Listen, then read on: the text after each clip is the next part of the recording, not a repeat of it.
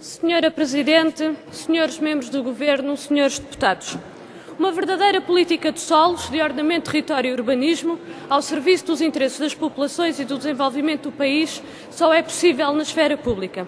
O solo, como recurso comum finito, deve estar sujeito a normas muito claras, rigorosas e transparentes quanto à sua utilização e exploração, potencia o progresso no plano económico, social, cultural e ambiental e, simultaneamente, a cautela e salvaguarda o futuro das novas gerações.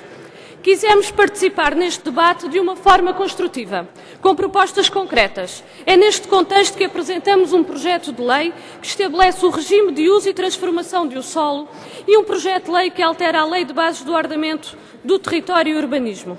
Propomos a atualização da legislação ao nível da transformação de solo rústico em solo urbano, a transformação de uso de solo já classificado como urbano e a melhoria da Lei de Bases do Ordenamento do Território e Urbanismo. Contudo, reconhecemos a necessidade de se desenvolver legislação sobre o solo rústico na vertente agrícola, florestal, civícola, pastoril ou exploração de inertes. O princípio que norteia as nossas propostas é a salvaguarda do interesse público nas opções estratégicas do ordenamento do território.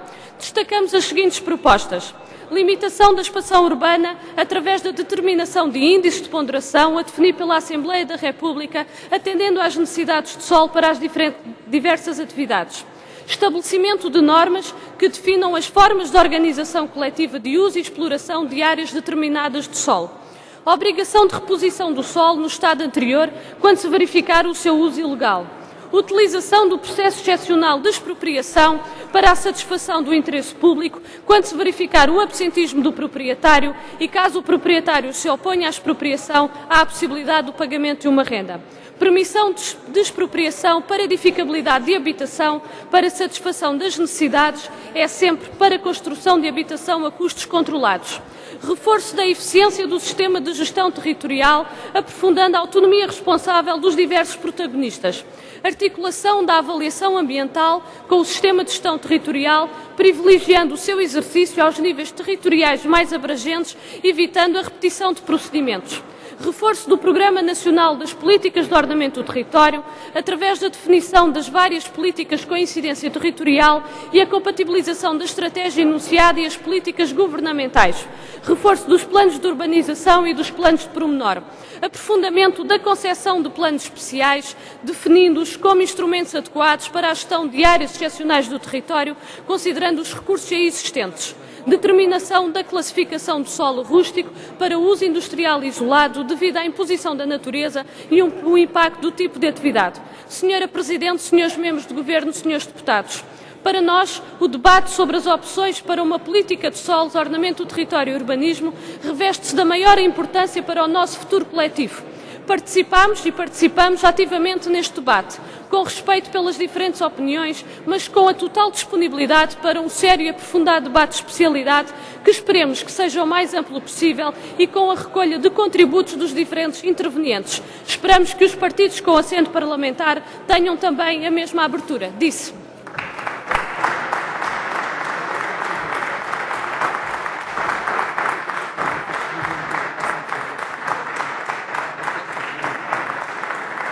Obrigada, Senhora Presidente. Nós tomamos atenção aqui à discussão e àqueles foram os argumentos utilizados, nomeadamente pelos partidos que suportam o Governo, na defesa desta proposta que o Governo aqui nos traz.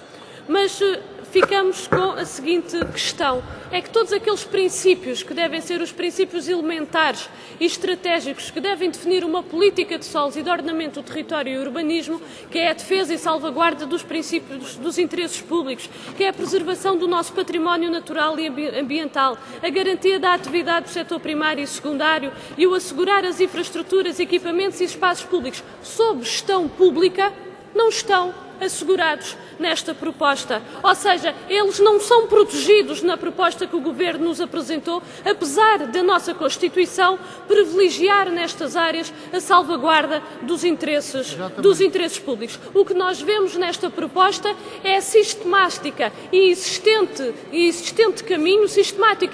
caminho deste Governo em prosseguir e em criar as condições para que os interesses privados sejam sempre esses a prevalecer em todas as opções políticas deste Governo. Vimos isto nesta área concreta, como vemos isto em todas as opções noutras áreas da política deste Governo. Este Governo cria novos mecanismos para tornar a política de solos, de ordenamento do território e urbanismo uma enorme área de negócio com vista à acumulação de lucros pelos fundos imobiliários e dos grupos económicos. O exemplo que é aqui dado da venda forçada é um exemplo bem claro disto que nós estamos aqui a colocar. Possibilita a concentração da propriedade nestes fundos e nos grupos económicos, porque são eles que irão ter a possibilidade de beneficiar e de poder comprar aquelas que são as propriedades que principalmente os pequenos proprietários não terão condições para cumprir com as normas que forem estabelecidas. Isto leva ao quê, senhores deputados? À elitização nos centros urbanos das nossas cidades e das localidades, que é possibilitar somente para aqueles que têm poder económico a residência nos centros urbanos, empurrando os trabalhadores, empurrando os reformados e todos aqueles que estão mais vulneráveis para as periferias. E isto é ou não é uma opção de classe neste Governo? Fica aqui bem claro para que interesses é que governa este Governo.